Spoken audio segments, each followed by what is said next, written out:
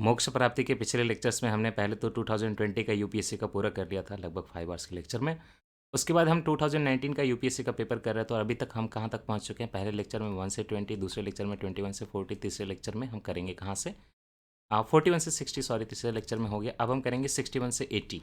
61 से 80 में पहला क्वेश्चन देखिए इकोनॉमिक्स का है, लेकिन काफ़ी स्टैटिक सा है। लेकिन अगर आपको बैंकिंग वगैरह का सेक्टर सही से पढ़ना था जो कि आपके इकोनॉमिक्स के सिलेबस में है, तो क्वेश्चन सॉल्व हो जाता। लेकिन क्वेश्चन थोड़ा डिफिकल्ट भी है। The service area approach was implemented under the purview of. Answer lead bank है, तो इसलिए मैं पहले आपको लीड बैंक के बारे में पढ़ा दूँ। 1969 की बात है, 1969 की बात है, कहीं पे आप 1989 देखेंगे जो गलत है। 1969 की बात है, यहाँ पे हमारे कंट्री में लीड बैंक की व्यवस्था की गई। देखा गया कि फाइनेंशियल इंक्लूजन लोअर टाउन्स में, स्मॉल टाउन्स में और रूरल एरियाज में मिनिमम बेयर फाइनेंशियल इंक्लूजन है। तो किया क्या गया कि देखिए बैंकों की कमी थी, फाइनेंशियल संस्थाओं की कमी थी रूरल एरिया में। तो गवर्नमेंट के तरफ से बैंकों को जिम्मेदारी दे दी गई कि चाहे तो आप प्राइवेट बैंक हैं या फिर आपके गवर्नमेंट के अंदर के बैंक हैं, पब्लिक बैंक्स हैं ना, कुछ भी हो, आप एक लीडरशिप लीजिए। आप एक लीडरशिप लीजिए कि रूरल के जैसे 15 से 20 विलेजेस का एक बना लीजिए और वहाँ के लोगों को आपको फाइनेंशियल इंक्लूजन, फाइनेंशियल सर्विसेज ये सारी देनी है। और उस एरिया का जो 15 से 20 के विलेजेज होंगे इनको बोलेंगे हम लोग सर्विस एरिया। बाद में जो आई थी ये तो गैडगिल कमेटी के रिपोर्ट में आई थी। बाद में इसमें उषा थोरत कमेटी वगैरह भी बनी, उन्होंने भी इसमें कुछ कई चीज़ें जो है सुधार करने के लिए बोला। Usha Thorat committee is also about the reforms in lead bank scheme. Lead bank scheme में public bank, private bank, public bank में आपके आरआरबीज ये सारे मिलकर इंप्लीमेंट करते हैं और एक बैंक को जिम्मेदारी दे दी जाती है कि एक सर्विस एरिया में आप सर्विस करिए। वहाँ पे जितने भी गवर्नमेंट की स्कीम वगैरह चल रही हैं, जितना भी बाकी बैंक्स का भी है, जितना भी पीएसएल जा रहा है, वो सारा कुछ का आप देख रेख करिए, लीडरशिप लीजिए, है ना। जैसे हमारे कॉरिडोर पे हर लोगों ने एक लीडरशिप ली हुई है। सत्यम ने मेन सेंसर राइटिंग की लीडरशिप ली हुई है, विकास ने ओवरऑल कई चीज़ों में लीडरशिप ली हुई है, मैंने कुछ लेक्चर बनाने में ली हुई है। हमने एक अलग अलग जिम्मेदारी ले ली है कि इस चीज़ को एड्रेस कर देंगे। तो यही जो कॉन्सेप्ट था वो लीड बैंक का स्कीम था। गैडगिल कमेटी, उषा थोरट कमेटी, याद रखिएगा। सर्विस एरिया अप्रोच जो है लीड बैंक स्कीम का था। आज के लिए ये जान लीजिए। बाकी अगर आपको यहाँ पे एलिमिनेट करना था तो कुछ ऑप्शन तो आप अच्छे से एलिमिनेट कर सकते थे। नेशनल स्किल डेवलपमेंट मिशन में ऐसी कुछ बात नहीं हुई थी, आपने सुना था क्या? एमजी नरेगा सबसे अच्छा, एमजी नरेगा यहाँ पे एलिमिनेट करना था। एमजी नरेगा में कोई सर्विस एरिया अप्रोच की बात नहीं होती, ठीक है। हर गांव पे, हर पंचायत में चलता है MG NREGA. Service area approach की बात नहीं होती कि कोई वहाँ पे लीड ले रहा है कोई, है ना। तो ये तो आप एलिमिनेट कर सकते थे, और फिर भी क्वेश्चन डिफिकल्ट था। इंटीग्रेटेड रूरल डेवलपमेंट प्रोग्राम भी शायद आपको कन्फ्यूज़ कर देता है यहाँ पे, बट पढ़ के जाते, नॉलेज होती एक्स्ट्रा तो कर सकते थे। हर क्वेश्चन सॉल्व करने के लिए होते भी नहीं। इसके बाद अगर हम क्वेश्चन नंबर देखें 62, क्वेश्चन नंबर 62 में क्या है? With reference to the management of the minor minerals in India consider the following statement. मैंने आपको पहले ही बताया था कि जो मेजर मिनरल होते हैं उसको यूनियन गवर्नमेंट देखती है मैनेजमेंट, और जो माइनर मिनरल होते हैं उसको देखती है स्टेट गवर्नमेंट। पिछले पेपर में भी ये आया था, इस बार भी आया। तो आप मेजर मिनरल, माइनर मिनरल का कॉन्सेप्ट जो है एडमिनिस्ट्रेशन का, थोड़ा उसको क्लियर कर लें। और खास करके मेजर मिनरल कौन कौन से हैं इंडिया में उनको देख लें। मुझे लगता है ये 2-3 बार क्वेश्चन आ चुके हैं ये, तो ये भी, इसको भी फोकस एरिया रख देंगे, है ना, कि major mineral, minor mineral, forest produce, forest right act, और बाकी इससे रिलेटेड 1927 का इंडियन फॉरेस्ट एक्ट, ये सारा जो है अमेंडमेंट वगैरह जो भी हुआ ये आपको फोकस में रहना चाहिए। साथ ही साथ एनवायरमेंट प्रोटेक्शन एक्ट आप देख रहे हैं कितनी बार आ रहा है, एनवायरमेंट प्रोटेक्शन एक्ट, EIA, ये सारे जो लॉज हैं फोकस में रहेंगे। ये सारा मैं पढ़ा चुका हूँ इससे अपने, आपने PT 365 वाला जो पिछले साल का था प्लेलिस्ट जो यूट्यूब पे है, अभी तो हमारा कंटेंट है तो अभी डला हुआ है, आप देख सकते हैं। इनमें इसके बारे में क्या बोल रहे हैं? Sand is a minor mineral according to the prevailing law in the country. कहीं कहीं आप नहीं देखते समाजवादी पार्टी के किसी चीफ मिनिस्टर का कन्फ्लिक्ट सैंड माइनिंग से रिलेटेड, बिहार में कोई सैंड माइनिंग से related cases, state government involve होती है। माइनर मिनरल, इससे आप रिलेट कर सकते थे एडमिनिस्ट्रेशन से। Yes, sand is a minor mineral. Second statement देखिए, state government has the power to grant mining leases of minor minerals, ठीक, but the power regarding the formation of rules related to grant of minor minerals rise with the central government. यार ये simple logic है। आप 2 को बड़े आराम से यार यहाँ पे एलिमिनेट करके कम से कम यहाँ पहुँच सकते थे कि A और C में कन्फ्यूज होते हैं। मैं बता रहा हूँ क्यों। यहाँ अगर आपको ये नॉलेज भी नहीं होती कि स्टेट गवर्नमेंट सारा कुछ देखता है माइनर मिनरल का, फिर भी कैसे सॉल्व कर सकते थे? State government have the grant mining leases of minor minerals, लेकिन उसके जो रूल बनेंगे वो जो है सेंट्रल गवर्नमेंट के होते हैं। ऐसा कैसे हो सकता है? स्टेट गवर्नमेंट के पास पावर दे दी, रूल बना रहे सेंटर से, ऐसा नहीं होगा। सेंटर ये भले हो सकता था कि सेंटर जो है ग्रांट कर देता है और फिर वो जो उसको इम्प्लीमेंट करते हैं रोड पे, ऐसा नहीं है। खैर सारा कुछ जो है इनके हाथ में। चलिए ज़्यादा मैं कंफ्यूज कर रहा हूँ, sorry for that. Minor mineral सारा स्टेट गवर्नमेंट देख रही है, कोई चिंता नहीं है। तो 2 गलत है, 1 सही है, इतना हम जानते थे। 2 गलत है ना। 1 सही, इतना हम जानते थे। इससे भी आंसर डिराइव कर सकते, थर्ड तक जाने की जरूरत नहीं थी। State government has the power to frame rules to prevent illegal mining of minor minerals. Yes, state government सब कुछ देखेगी, यहाँ पे कोई चिंता नहीं है। माइनर मिनरल में इलीगल माइनिंग भी देखेगी, लाइसेंसिंग भी देखेगी, सब कुछ देखेगी। इस तरह से आपका आंसर जो है 1 एंड 3 हो जाता है। ठीक। 63 फोकस एरिया, इंडिया का डेट, इंडिया का फिजिकल डेफिसिट, ये सारी चीज़ें जो आपके फोकस एरिया यूपीएससी के, इससे रिलेटेड डेटा पूछा जाता है। Most of India external, internal, corporate debt, commercial debt, government का डेट, बॉन्ड, ये सारी चीज़ें, इन्फ्लेशन, डब्ल्यूपीआई, सीपीआई, ये एकदम कंप्लीट फोकस एरिया है भाई इकोनॉमी में। Most of India's external debt is owned by the government entities. यहाँ पे you might be getting confuse कि हाँ गवर्नमेंट की एंटिटी के भाई सबसे ज़्यादा डेट होता होगा, लेकिन ये सच्चाई नहीं है। All of India's external debt is denominated. अब ये तो आप आराम से एलिमिनेट कर सकते थे आप। ठीक है कि यूएस की करेंसी सबसे ज़्यादा चलती है, डॉलर सबसे ज़्यादा चलता है, यूएस डॉलर, लेकिन इंडिया का सारा एक्सटर्नल डेट यूएस डॉलर में ही डिनोमिनेट होगा, ये कैसे पॉसिबल है? इंडिया और भी कई जगह से तो पैसे ले सकती है, करेंसी स्वैप भी होता है यार। ये सारे का यूएस में डॉलर में होता है, ऐसा तो नहीं है ना। तो ऐसी तो कोई बंधन नहीं कि इंडिया का सारा एक्सटर्नल डेट तो यूएस डॉलर में डिनोमिनेटेड होगा, ऐसा कुछ नहीं है। 2 तो गलत जाएगा ना, 2 तो गलत जाएगा। 2 गलत जाएगा तो फिर आप कम से कम इतना तो एलिमिनेट कर सकते थे वो। अब या तो 1 नहीं तो नाइदर 1 एंड 2, तो यहाँ पे आप अटेम्प्ट करते कम से कम। Most of India's external debt is owned by the government entities. No, most of India's external debt is owned by the private entities. That is why India is a good country and इसका जो sovereign rating है वो अच्छा है. Okay. Which of the following is not included in the assets of a commercial bank? Lallu question एकदम। Asset क्या होता है? एसेट क्या होता है? जहाँ से पैसा मिलता है। एसेट वही होता है ना जिससे पैसा मिलता है। उस सेंस में ना लें आप, है ना। ज़्यादा वो सब चीज़ों सोचने की जरूरत नहीं, पढ़ाई करिए चुपचाप। एसेट क्या होता है? जहाँ से पैसा मिलता है। अब ये बोले कि नॉट इंक्लूडेड इन एसेट। अब ये इसी में आंसर है यार, जो ऑड वन आउट है वही होगा नॉट इंक्लूडेड। ऑब्वियस है ना, नॉट इंक्लूडेड मतलब कि 3 तो इंक्लूडेड है ना। तो 4 में से आपको 3 जो सिमिलर दिख जाए उनको हटा दीजिए, एक जो बच गया वही आंसर है। ठीक। तो एसेट में क्या इंक्लूडेड नहीं? एडवांसेस। गवर्नमेंट ने, सॉरी, बैंक ने किसी को लोन दिया है, लोन्स एंड एडवांसेस बोलते हैं ना। बैंक ने किसी को लोन दिया हुआ है तो वहाँ से पैसा आएगा ना। एडवांसेस दिए हुए हैं तो उस पर कुछ तो इंटरेस्ट लेगा बैंक, तो उसका एसेट हुआ कि नहीं? बैंक ने लगाया 10 रुपये एडवांस में, उसको मिलेगा बदले में 15 रुपया, तो प्रॉफिट हो रहा है ना, तो एसेट हो गया। गुड। इन्वेस्टमेंट कहीं पे की है बैंक ने, तो आप नहीं करते हो क्या इन्वेस्टमेंट शेयर मार्केट में और ज़मीन में, तो आपको पैसा नहीं मिलता, आपका एसेट नहीं है वो। तो ये भी जो है इन्वेस्टमेंट एडवांसेज एक ही जैसे है। अब यहाँ पे कन्फ्यूजन होता है money at call and short notice, वो भी बैंक का एसेट में ही आता है। Money at call and short notice, क्योंकि वो बैंक को वापस मिलने वाला है। ठीक है, money at call and short notice जो है बैंक को वापस मिलने वाला है, इसलिए एसेट है। डिपॉजिट एसेट नहीं होता कभी। डिपॉजिट ऐसे, हालांकि इसका सबको इकोनॉमी में सिंपल पढ़ते हैं कि एक तरफ एसेट होता है, एक तरफ क्या बैंक का जो होता है लाइबिलिटीज होती हैं, तो डिपॉजिट्स लाइबिलिटीज होती हैं। डिपॉजिट लाइबिलिटीज क्यों हैं? आपने पैसा जमा किया है एसबीआई में 10 लाख, एसबीआई आपको इस पर इंटरेस्ट देती है, पहले तो हर महीने इंटरेस्ट देती है 4% 5% के आसपास। तो इंटरेस्ट देती है तो बेनिफिट किसको हो रहा है? आपको हो रहा है ना। तो वो तो बैंक की लाइबिलिटी है ना। ठीक, उसको बैंक को पैसा उसको खर्च कर सकती है बैंक, ये 10 लाख को कहीं इन्वेस्टमेंट में लगा दो, बैंक को 15% वहाँ पे इंटरेस्ट आ जाए, बैंक इसी तरह चलता ही है। आपको देती है कम और उस पर कमाती है ज़्यादा, लेकिन वो एडवांसेज में भेजेगी तब जाएगा ना, वो इन्वेस्टमेंट करेगी तब जाएगा ना। वो सिंपली डिपॉजिट रखा रहेगा तो ये तो सीधे सीधे डिमांड डिपॉजिट। अब जाके बोलोगे हम 10 लाख रुपये निकाल रहे हैं, तो बैंक को तो अपना खाता खाली करके 10 लाख रुपये देना पड़ेगा, तो वो तो उसका लाइबिलिटी है ना, जिम्मेदारी है ना। हाँ, आप वहाँ पे पार्क कर रहे हो मनी और वहाँ से पैसे भी कमा रहे हो थोड़ा बहुत, और कभी भी मांग लोगे, तो ये तो बैंक की जो है प्रॉब्लम है। इनफैक्ट टाइम डिपॉजिट भी बैंक की लाइबिलिटी में आएगी, क्योंकि आप 6 साल बाद 5 साल बाद जाके बोलोगे कि हमें लौटाओ हमारा पैसा, इंटरेस्ट भी दो, पैसा भी दो।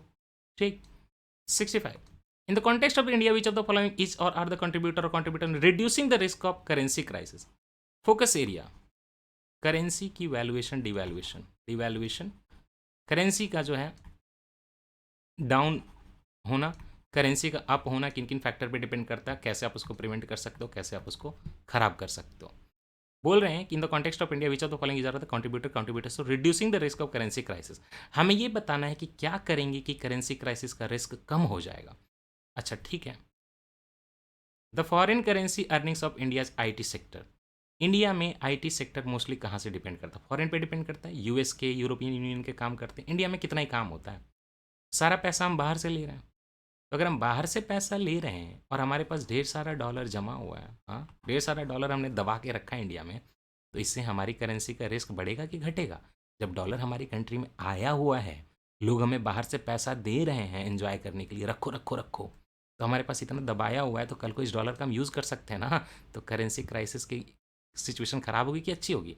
सिमिलरली फॉरेक्स में इसीलिए तो बोलते हैं करेंसी क्राइसिस से बचने के लिए आरबीआई रिजर्व बैंक जो है फॉरेक्स में ढेर सारा पैसा जमा करके रखता है वहाँ पे, इंडियन का फॉरेन रिजर्व जो है। हुँ? उसी तरह चाइना ने बहुत सारी करेंसी जमा कर ली है, यूएस डॉलर कैसे की है? एक्सपोर्ट कर करके खिलौनों की, छोटे-छोटे चीज़ों की, मोबाइल फ़ोन की, कंप्यूटर की। तो है ना, ये आपको कुशन देता है। आपने इतना डॉलर दबा रखा है, कल को क्या आप करोगे?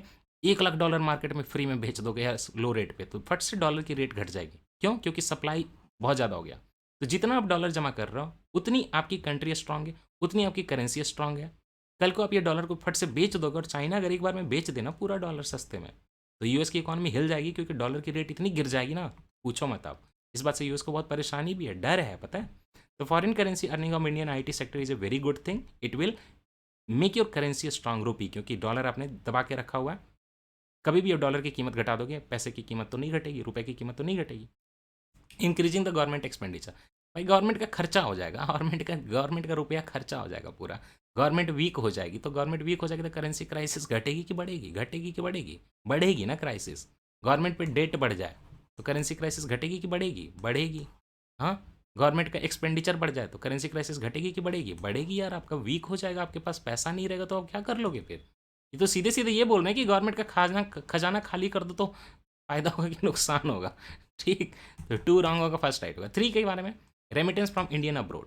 भाई remittance is just like India का फॉरेन करेंसी अर्निंग। दुबई में जाता, मेरा आया था ना बिजली ठीक करने वाला, बोला कि मैं तो जाऊंगा दुबई, और पहले भी गया था। यहाँ तो आप मुझे देखो 500 रुपये, दुबई में इतने काम का मुझे मिल जाएगा 5000 रुपये, और वो सारे पैसे पेटीएम करके मैं घर पे भेज दूंगा और घर मेरा अमीर हो जाएगा। तो करेंसी तो बाहर से आ गई ना, फिर से किसी भी फॉर्म में है, डॉलर के फॉर्म में कुछ भी है, करेंसी आ गई। जैसे आईटी सेक्टर लेके आ रहा है, वैसे रेमिटेंस लेके आ रहा, तो दोनों अच्छी चीज़ें हैं। और आंसर बहुत सिंपल आंसर था, 1-3 हो जाएगा। ठीक, next question, question number 66, which of the following suggest that the governor should be an eminent person from outside the state. मतलब गवर्नमेंट जो है स्टेट का नहीं होना चाहिए, जिस स्टेट में उसको गवर्नर बनाना है किसी बाहर का होना चाहिए, और साथ ही साथ वो उसका कोई पॉलिटिकल लिंक बहुत ज़्यादा इंटेंस नहीं होना चाहिए, है ना। और रिसेंटली किसी पॉलिटिकल पार्टी वगैरह में वो पार्टिसिपेशन या इलेक्शन में नहीं होना चाहिए। किसकी रिकमेंडेशन है? अगर आप ये देखेंगे तो सेंटर स्टेट वगैरह से रिलेशन है, सरकारिया कमीशन की रिपोर्ट थी 1983 की। ये लक्ष्मीकांत पलट लीजिएगा, वहाँ पे सारे रिकमेंडेशन दिए हुए हैं, एक बार पढ़ लीजिएगा। ये मेंस में लोग यूज़ करते हैं सरकारिया कमीशन वगैरह जनरली, लेकिन आपको जानना है प्रीलिम्स में भी आ सकता है। 67, विच of the following is issued by registered foreign portfolio investors to overseas investors who want to be the part of the Indian stock market without registering themselves directly। देखिए होता क्या, मैं बता रहा हूँ। ये है तो ऐसे पार्टिसिपेटरी नोट, जिसको पी नोट बोलते हैं। इसके साथ इशूज़ क्या हैं ये मैं बता रहा हूँ।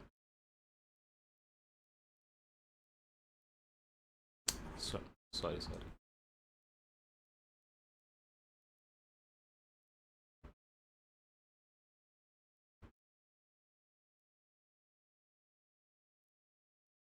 ये इंडिया है, ठीक है, रफली बना, सॉरी, ये इंडिया है। अब मान लीजिए कि आप यहाँ रह रहे हैं, बाहर रह रहे हैं, आप क्या हैं? एक इंसान। आपका नाम क्या है? एक इंसान। एक इंसान की आत्मकथा। अब ये एक इंसान है आप। आपको क्या देखना है कि आपको ये देखना है कि इंडिया के अगर स्टॉक मार्केट वगैरह में हम इन्वेस्टमेंट वगैरह तो बड़ा मज़ा आता है यार, रिटर्न बड़ा अच्छा मिलता है।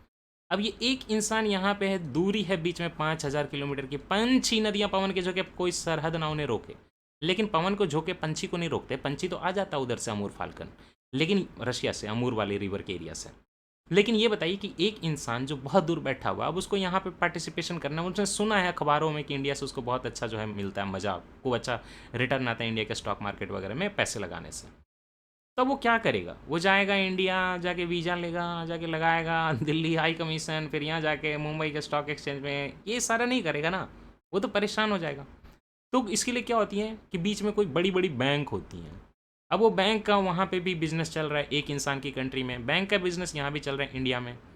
वो बैंक क्या करेगी, ये जो एक इंसान है उससे कुछ पैसा ले लेगी, है ना, और बोलेगी कि ठीक है, आपको $2 जो है इंडियन स्टॉक मार्केट में आपको इन्वेस्ट करना है, $2 हमें दे दीजिए, हम इन्वेस्ट कर देंगे। और ये बैंक क्या करती है, मुंबई आएगी और उस पैसे को इन्वेस्ट कर देगी। अब यहाँ पे 2-3 चीज़ें बतानी है। एक इंसान का कोई रजिस्ट्रेशन नहीं हो रहा, कुछ भी नहीं हो रहा है इंडियन स्टॉक मार्केट में या किसी इंडियन गवर्नमेंट की रेगुलेटिंग एजेंसी में। लेकिन ये जो बैंक आ रही है उसको रजिस्टर करना पड़ता है सेबी से। तो आप कह सकते हैं कि पार्टिसिपेटरी नोट का जो सिस्टम है उसको रेगुलेट कौन करता है? सेबी करता है। लेकिन सेबी के पास इस बैंक की डिटेल होती है जो कि रजिस्टर्ड है इंडिया के स्टॉक मार्केट में। लेकिन एक इंसान का पैन कार्ड, आधार कार्ड, ये सब कुछ नहीं होता। एक इंसान की आइडेंटिटी किसके पास होती है? इस बैंक के पास होती है। और बैंक की आइडेंटिटी किसके पास होती है? सेबी के पास होती है। इसी सिस्टम को बोलते हैं पार्टिसिपेटरी नोट। एक इंसान डायरेक्टली रजिस्टर हुआ कि इंडिया के स्टॉक मार्केट में? नहीं हुआ, बैंक हुआ। इशू कहाँ था, प्रॉब्लम कहाँ था? अब एक इंसान का धन काला है और दिल काला है, कुछ भी वो बैंक को दे देगा। अगर ये बैंक ने बीच में घपला किया, नहीं किया, या मे भी हो सकता है उस कंट्री के हिसाब से वो धन काला नहीं हो। हम जानते हैं कि धन हवाला है। हवाला का मतलब कि हमारी कंट्री से पैसा निकाल के, गलत तरीका, गलत पैसा निकाल के और घुमा फिरा के हमारी कंट्री में इन्वेस्ट कर देना, इसको बोलते हैं हवाला, है ना? तो आप पूरा सिस्टम समझ गए। विच of the following is issued by the registered foreign portfolio investor. ये जो बैंक था ना, वो एक बैंक नहीं बोलते, फॉरेन पोर्टफोलियो इन्वेस्टर होता है। पोर्टफोलियो इन्वेस्टर वहाँ से लोगों का पैसा लेके और इन्वेस्टमेंट कहाँ कर रहा है? फॉरेन में, इंडिया में। तो फॉरेन पोर्टफोलियो इन्वेस्टर जो होता है, और ओवरसीज इन्वेस्टर, ओवरसीज इन्वेस्टर कौन है? एक आदमी, एक इंसान। तो क्या बोल रहे हैं, जो फॉरेन पोर्टफोलियो इन्वेस्टर है, जो कि बैंक बीच में मैं दिखा रहा था, वो ओवरसीज इन्वेस्टर को हमारे यहाँ कंट्री में पार्टिसिपेट करने का मौका देता है और इंडियन स्टॉक मार्केट का पार्ट होने का मौका देता है। लेकिन रजिस्टर करने की ज़रूरत नहीं है डायरेक्टली। अगर वो इंसान, एक इंसान इंडिया के स्टॉक मार्केट में आ जाए तो सेबी में उसको रजिस्टर करना पड़ेगा, है ना? उसकी पूरी आइडेंटिटी रिवील हो जाएगी। लेकिन अगर वो फॉरेन पोर्टफोलियो इन्वेस्टर, जो मैंने आपको बैंक वगैरह दिखाया था, बड़े बड़े बैंक जो होते हैं, वेल्थ मैनेजर होते हैं, वो ये सब करते हैं, अगर उसको पैसे दे देगा तो सेबी के पास उस एक इंसान की, ओवरसीज इन्वेस्टर, ओवरसीज मतलब समुद्र के पार का आदमी, है ना? तो उस ओवरसीज इन्वेस्टर की जो है इन्फॉर्मेशन नहीं होगी, लेकिन सेबी के पास एफपीआई की होगी। एफपीआई रजिस्टर्ड होते हैं, ठीक है, don't be confused. Foreign portfolio investor is registered with the SEBI stock market regulator, but that overseas investor और द एक इंसान इज नॉट रजिस्टर्ड। और यही प्रॉब्लम है कि काला धन की हेरफेरी होती है। तो सेबी करे क्या, करे क्या, परेशान है। इस सिस्टम को क्या बोलते हैं? जब आप खुद को रजिस्टर नहीं करते, डायरेक्टली फॉरेन पोर्टफोलियो के पास रजिस्टर करते हो, फॉरेन पोर्टफोलियो इन्वेस्टर आपका कहीं और पैसा रजिस्टर कर देता है, इसको बोलते हैं पार्टिसिपेटरी नोट। क्यों? क्योंकि वो इंसान जो है उसके बदले में, उसके पैसे के बदले में फॉरेन पोर्टफोलियो इन्वेस्टर उसको एक पी नोट देता, पार्टिसिपेटरी नोट की। देखिए आपका $2 का था, $1 जो भी था, हमने आपको वहाँ पे इंडियन स्टॉक मार्केट में पार्टिसिपेट करवा दिया है। ये नोट ले लीजिए, रसीद है आपकी, आपको पैसे मिल जाएंगे। हम कमाएंगे इंडियन स्टॉक मार्केट से, फिर हम आपको आपके कंट्रीब्यूशन के हिसाब दे देंगे। हर जगह से $2 जमा किया, 5,000 लोगों को जमा किया तो $10,000 हो गया ना। ऐसे सिस्टम काम करती है। 68, कंसिडर द फॉलोइंग स्टेटमेंट। आपको चेक करना है तो अपने किसी रिश्तेदार को फॉरेन पोर्टफोलियो इन्वेस्टर के थ्रू पी नोट करवा दीजिए इंडिया में। Consider the following statements. As per the law, the compensatory afforestation fund management and planning authority exist at both national and state. सही बात है, सही बात है, सही बात है, सही बात है। ये एक्ट आया था 2016 में, कंपनसेटरी अफॉरेस्टेशन प्लान मैनेजमेंट वगैरह करके, काम्पा एक्ट। इंडियन लेजिस्लेशन 2016 में आया था। 2006 में आया था फॉरेस्ट राइट एक्ट, है ना, जो फॉरेस्ट ड्वेलर के लिए। और कंपनसेटरी अफॉरेस्टेशन फंड एक्ट, इसको CAF एक्ट बोल सकते हो या फिर काम्पा एक्ट बोल सकते हो। Compensatory afforestation fund management and planning authority act करके आया था, कंपनसेटरी अफॉरेस्टेशन एक्ट। यहाँ पे क्या करना था, देखिए, both at the centre and state level and each union territory also, दिया हुआ था विकिपीडिया में स्टेटमेंट, है ना। इसमें क्या होता है कि मान लीजिए कि कोई इंडस्ट्रियलिस्ट को जंगल काटनी है, ठीक। अब जंगल काटना मजबूरी है, जंगल काटे बिना वहाँ पे इंडस्ट्री नहीं लगेगी, तो उसने पूरा जंगल काट दिया। लेकिन इसके बदले में अगर हम, अब देखिए, एक होता है रिफॉरेस्टेशन। रिफॉरेस्टेशन में आप जहाँ पे जंगल काटा वहीं पे नया जंगल लगा देते हो। एक होता है एफॉरेस्टेशन, यहाँ पे जंगल था, बड़े बड़े पेड़ थे, आपने उसको पूरा काट के वहाँ पे क्या बना दिया? इंडस्ट्री बना दी, इंडस्ट्री। उसके बदले में आप कहीं और जंगल लगा सकते हो, खाली जगह पे जहाँ पे खरपतवार, पेड़ पौधे नहीं थे, ऐसा लगा सकते हो। तो उसके लिए पैसा चाहिए, तो इंडस्ट्री क्या करती है कि यहाँ पे जंगल काट लेती है और उसके बदले में गवर्नमेंट को पैसा दे देती है। जो पैसा देती है गवर्नमेंट के पास, वही होता है अफॉरेस्टेशन फंड, और वही है एक्ट, उसी की एडमिनिस्ट्रेशन की जाती है काम्पा अथॉरिटी द्वारा। स्टेट लेवल पे होता है, सेंट्रल लेवल पे। तो इससे क्या होता है, एफिशिएंट एंड ट्रांसपेरेंट मैनर होगा, में यूटिलाइज होगा जो अमाउंट आता है इंडस्ट्रियलिस्ट के थ्रू। देखिए, forest land diverted for non forest purpose, इससे जो पैसा आता है उसकी एडमिनिस्ट्रेशन होती है compensatory afforestation fund management act से। ये स्टेट लेवल पे भी है, सेंट्रल लेवल पे भी है, 2016 में आया था। ओके, देखिए, the legislation establish the compensatory afforestation planning and management authority, जो काम्पा अथॉरिटी है, and the compensatory afforestation fund बनाया, है ना। और इसमें ना लोकल पॉपुलेशन को इन्वॉल्व नहीं किया जाता है ना, उस उनकी कुछ कहने की नहीं होती इसमें, ऐसा आपने देखा क्या? ये सारा गवर्नमेंट के हाथ में है। और यहीं पे सेकंड स्टेटमेंट होता है कि काफ़ी डिफिकल्ट होता है। ये तो आप जान गए कि फॉरेस्ट मैनेजमेंट इसके लिए जो planning authority, fund management and planning authority जो है स्टेट लेवल पे भी है, नेशनल लेवल पे, इतना तो विकीपीडिया पे दिया हुआ, लेकिन दूसरा नहीं दिया हुआ। Peoples participation is mandatory in the compensatory afforestation programme carried out under the afforestation fund act 2016। People को इन्वॉल्व नहीं करते, यही एक प्रॉब्लम है, तो ये स्टेटमेंट रॉन्ग है। अब नॉलेज की बात है, पता है तो पता है, नहीं पता है तो नहीं पता, कुछ नहीं कर सकते। 69 In India, which of the following review the independent regulators in sectors of telecommunication, insurance and electricity? बाप रे बाप, बोल रहे हैं कि टेली कम्युनिकेशन में जो इंडिपेंडेंट रेगुलेटर्स हैं, और इंश्योरेंस में जो इंडिपेंडेंट रेगुलेटर्स हैं, और इलेक्ट्रिसिटी में जो इंडिपेंडेंट रेगुलेटर्स हैं, उन सारों को कौन रिव्यू करता है? बोल रहे हैं an ad hoc committee set up by the parliament review करता है, या parliamentary department relating standing committee ये करता है, या फिर फाइनेंस कमीशन करता है। देखिए अब 3 तो आप एलिमिनेट कर सकते थे। फाइनेंस कमीशन ये से कब से काम करने लगा कि इंडिपेंडेंट रेगुलेटर को इलेक्ट्रिसिटी वालों को रेगुलेट कर रहा है? फाइनेंस कमीशन तो नहीं कर सकता था। फाइनेंस कमीशन नहीं कर सकता था तो थोड़ा तो आसान हो गया ना, या तो 1-2 नहीं तो 2-5, 1-2 नहीं तो 2-5, 50% पे तो आ गए ना आप। नीति आयोग तो नहीं कर सकता था। आंसर आ गया कि नहीं आ गया आप बताइए? नीति आयोग ये सब काम करता है, टेली कम्युनिकेशन, इंश्योरेंस, इलेक्ट्रिसिटी के रेगुलेटर को रेगुलेट करता है, इंडिपेंडेंट वालों को, प्राइवेट वालों को। नीति आयोग नहीं हो सकता, तो 5 नहीं होगा। ठीक, साथ ही साथ हम ये भी जान रहे हैं कि फाइनेंस कमीशन नहीं हो सकता, तो 2 नहीं होगा, सॉरी 3 नहीं होगा। आंसर तो आ गया ना। नहीं जानते थे आप कौन करता है, आपको नहीं पता था पार्लियामेंट की एडहॉक कमेटी करती है कि नहीं करती है। पार्लियामेंट की एडहॉक कमेटी करती है, डिपार्टमेंट रिलेटेड स्टैंडिंग कमेटी करती है, लेकिन आपको ये इन्फॉर्मेशन नहीं मिली लक्ष्मीकांत से। आई नो नहीं है लक्ष्मीकांत में, ठीक है, लेकिन कौन रेगुलेट कर रहा है उसके लिए आप नीति आयोग को एलिमिनेट कर सकते थे, फाइनेंस कमीशन को एलिमिनेट कर सकते थे। तो 3-5 नहीं होने चाहिए, तो 1-2 होने चाहिए। अब यहाँ पे 4 देखने की जरूरत नहीं है। Financial sector legislative reform commission वगैरह नहीं है। ठीक, ईजी था ना ये, स्टाइल में होगा ना, स्टाइल होगा स्टाइल में। 70 with reference to the India's 5 year plans which of the following statement is और आर करेक्ट? 5 ईयर प्लान से अभी भी पूछ दिया यार, नहीं पूछना था, पुरानी चीज़ें ये तो स्टेट लेवल पे पूछी जाती हैं। आप तो नीति आयोग है, चल कोई बात नहीं।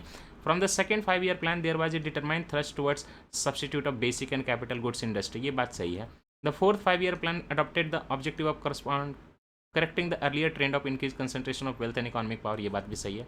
The fifth 5 year plan first time in financial sector was included as an integral part of the plan, यही बात गलत है यहाँ पे। Financial sector was included as an integral part of the plan, ऐसा प्लानिंग में किया गया था 9th 5 ईयर प्लान में, नॉट कि 5th 5 ईयर प्लान में।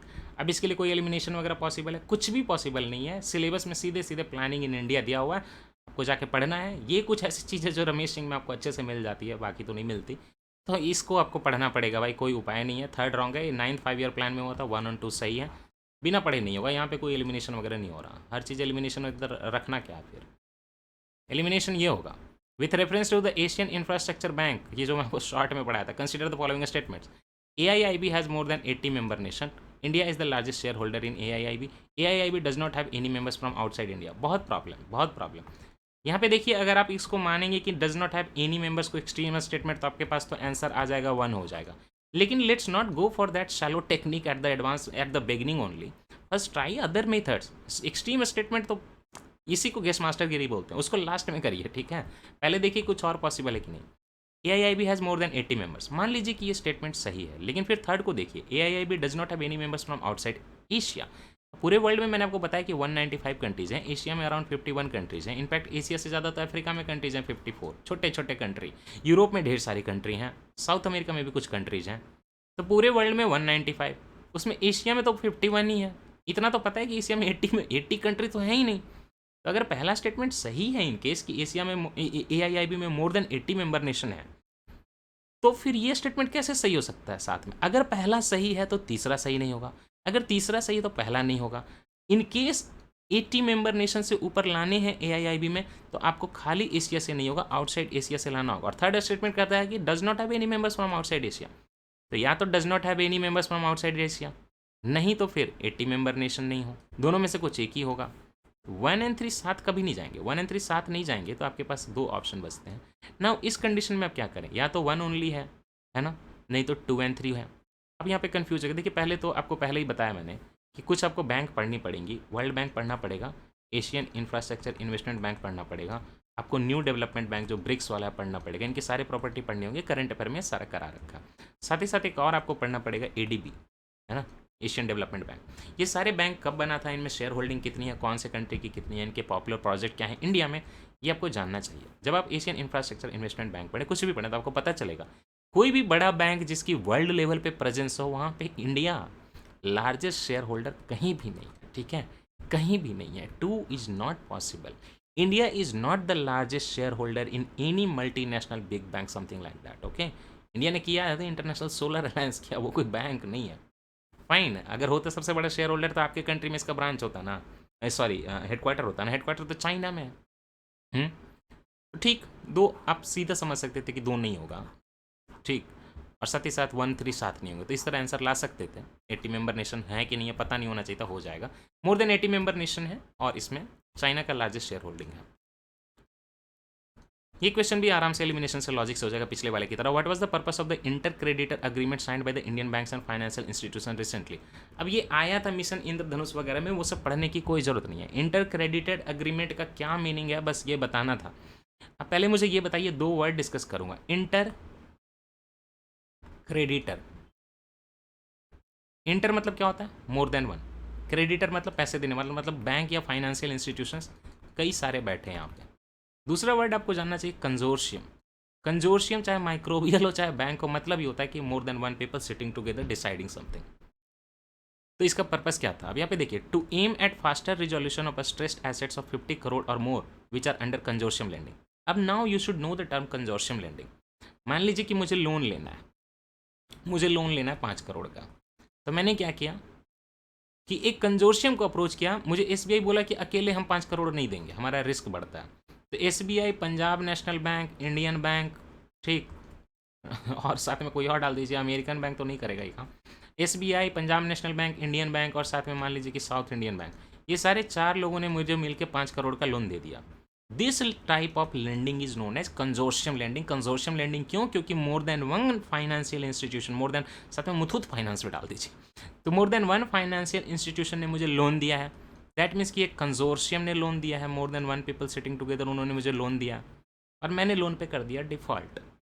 अगर वो आपस में बात नहीं करेंगे तो पैसे की रिकवरी उनकी कैसे होगी। स्ट्रेस्ड एसेट बन गया, मेरा 5 करोड़ लिया, 1 करोड़ लिया, वो स्ट्रेस्ड एसेट बन गया, एनपीए बनने लगा। क्यों, क्योंकि मैं उनको लोन के पैसे नहीं लौटा रहा हूँ।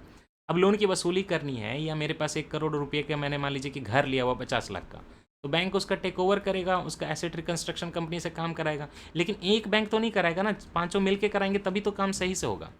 इसी के लिए इंटर क्रेडिटेड अग्रीमेंट साइन किया गया है इंडियन बैंक्स के बीच में, फाइनेंशियल इंस्टीट्यूशन के, कि कोई भी अगर उनका पैसा स्ट्रेस्ड एसेट हो गया जहाँ पे कंजोर्शियम लेंडिंग इन्वॉल्व थी 50 करोड़ या उससे ज़्यादा का, तो उसका फास्टर रिजोल्यूशन हो सके। आंसर बिल्कुल परफेक्टली आ जाता लॉजिक से, वर्ड के मीनिंग से।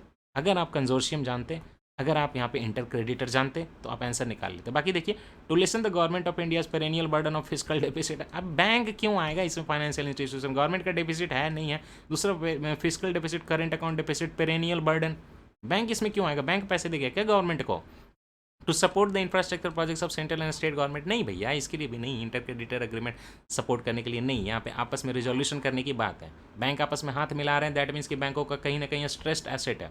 To act as an independent regulator in the case of application for loan of 50 crore और मोर। इंडिपेंडेंट रेगुलेटर तो आरबीआई होता है ना, ये बैंक कहाँ से रेगुलेटर बन गया, समझ गया ना बात को, ईजी था। The chairman of public sector banks are selected by, देखिए सेलेक्ट होता है bank board bureau, finally appointment government की तरफ से होती है। जो पब्लिक सेक्टर के बैंक है, पीएसयू के जो बैंक हैं, उनके बैंक बोर्ड ब्यूरो जानते नहीं क्या, कौन बने थे सबसे पहले बैंक बोर्ड ब्यूरो? इंडिया के पास्ट सीएजी, क्या नाम, कौन से राय, भूल रहा हूँ, आपको पता होगा, उन्हीं के तो दामाद है ना रचित राय, आईएएस, तो 3rd रैंकर, ठीक। तो समझ गए ना, बैंक बोर्ड ब्यूरो क्या करता है, चेयरमैन को सिलेक्ट करता है, फाइनल अपॉइंटमेंट कौन करती है, वो गवर्नमेंट करती है।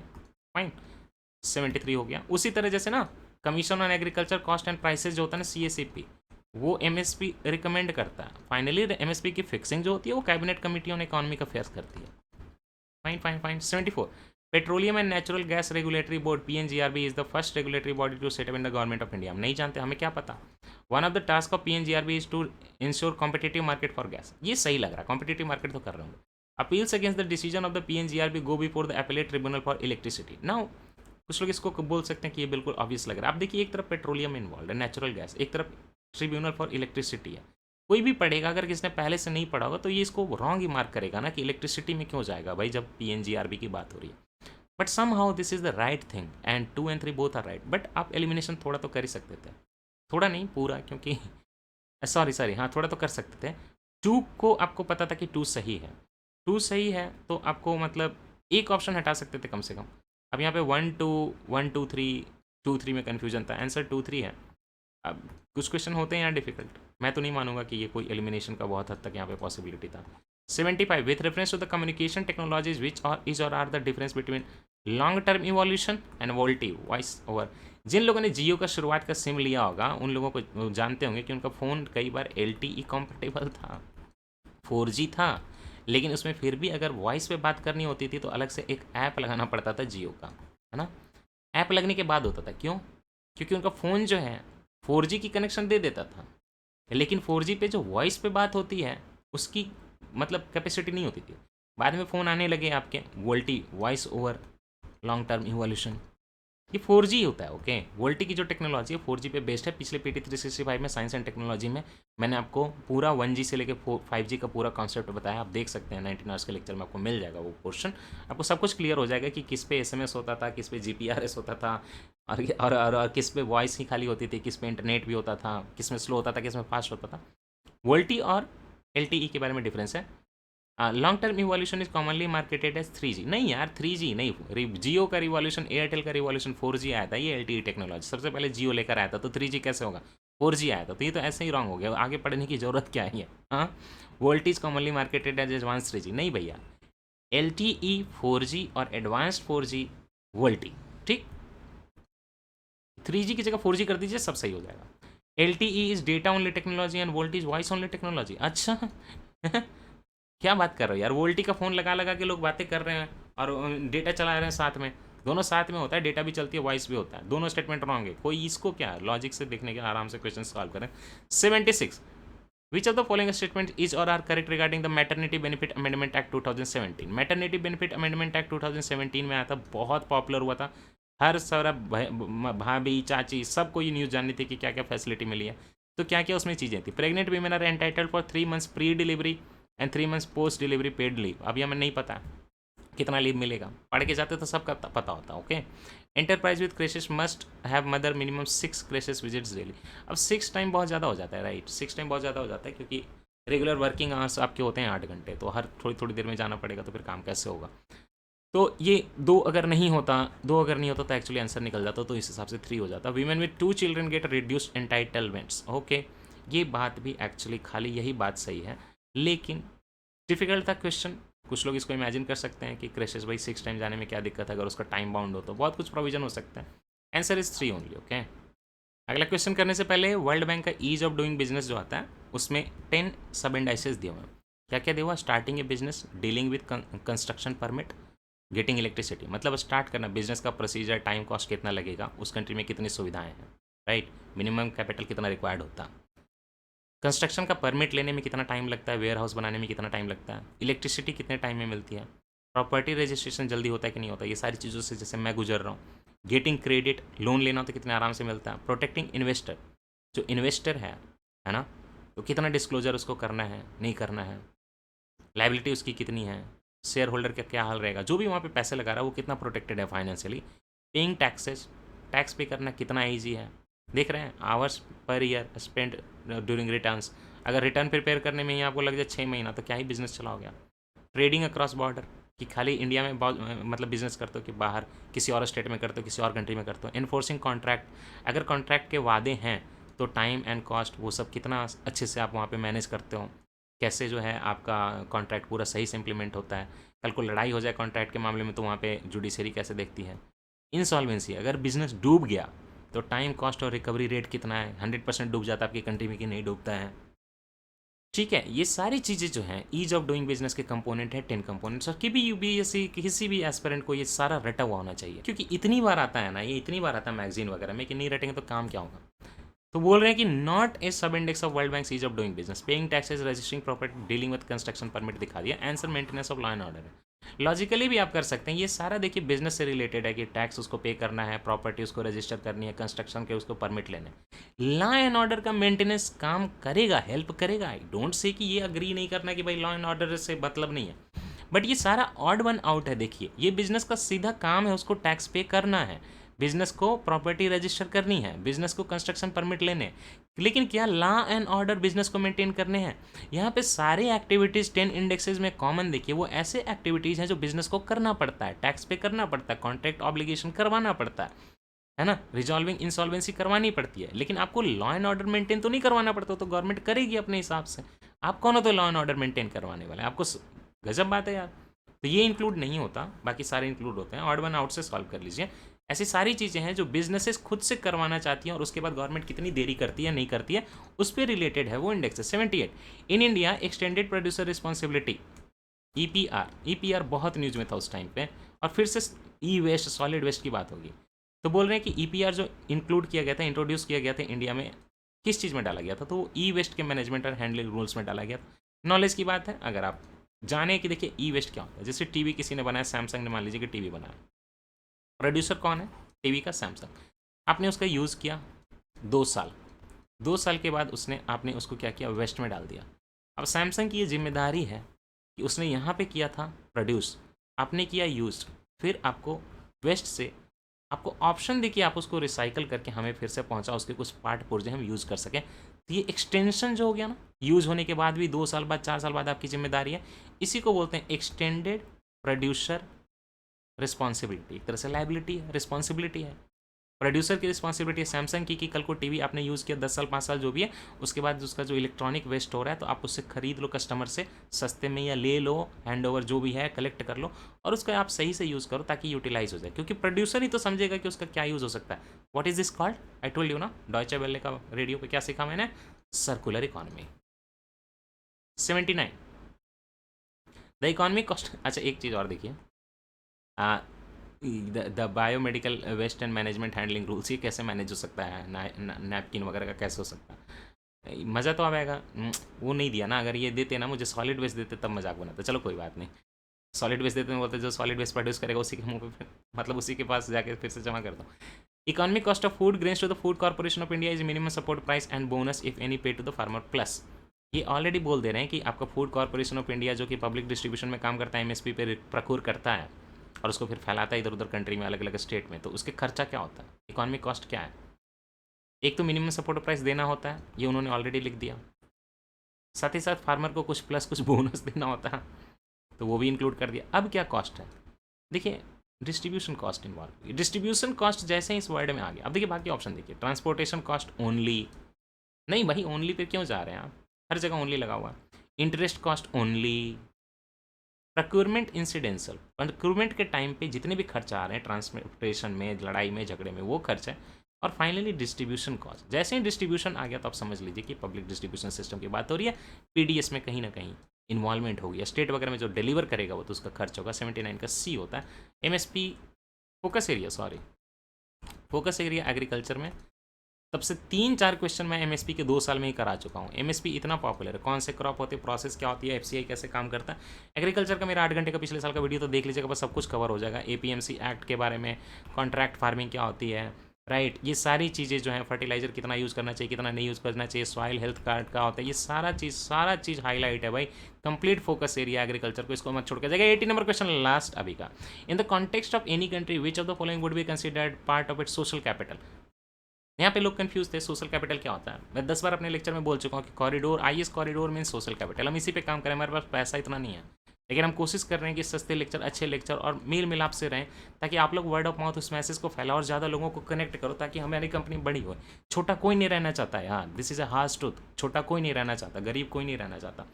बट एक बिजनेस होता है एथिकल बिजनेस, जिसमें आपका कस्टमर खुश रहे, आपके लोग खुश रहें, आप भी खुश रहो, उसकी डिमांड पूरी हो, आपकी भी डिमांड फुलफिल हो, ये करना चाहिए ना। तो हम ये म्यूचुअल ट्रस्ट डेवलप कर रहे हैं। देरी हो जाती तो बताते हैं भाई क्यों देरी हो जाती है, प्रेशर आपके सामने दिखता है कि भाई क्या कर रहा है, नहीं कर रहा है, सब कुछ वेबसाइट रजिस्टर कर रहा है, कंपनी रजिस्टर कर रहा है, तरह तरह के प्रोग्राम चल रहे हैं, सब कुछ डिमांड फुलफिलमेंट के प्रोग्राम है, लोगों की जैसे डिमांड है वैसे किए जा रहे हैं, एक मार्जिन पे एकदम, जहाँ पे कि लॉस का हमेशा खतरा रहता है। तो आप लोग सब कुछ देखते हो, तो म्यूचुअल ट्रस्ट डेवलप्ड है। आप लोग जानते हो हमें, तो एक सोसाइटी बन रही है। आप लोग भी कभी फील करते हो कि भाई सिलेक्शन होगा तो हम यहाँ पे बताएंगे कि कॉरिडोर से हुआ था, इसका भी नाम होगा अभिनव का और टीम का। Level of mutual trust and harmony in society जो होती है ना, इसी को सोशल कैपिटल बोलते हैं। आपस में मेल भाव, हिंदू मुस्लिम का झगड़ा नहीं, कास्ट का झगड़ा नहीं, आपस में म्यूचुअल ट्रस्ट कि हम मानते हैं भाई कि ये हमारे मंदिर मस्जिद को ख़राब नहीं करेगा। दोनों साइड से बोल रहा हूँ, मंदिर मस्जिद को ख़राब नहीं करेगा, ये म्यूचुअल ट्रस्ट डेवलप होना, हमारे रिलीजियस फेस्टिवल में पार्टिसिपेट करेगा, हारमोनी होना, इसी को बोलते हैं सोशल कैपिटल। ठीक है, मज़ेदार बात बताऊँ, सेकेंड ARC की रिपोर्ट्स वगैरह पढ़ने के लिए बोलते हैं ना, तो इसकी सारी ये रिपोर्ट है, 15 टोटल रिपोर्ट आई थी।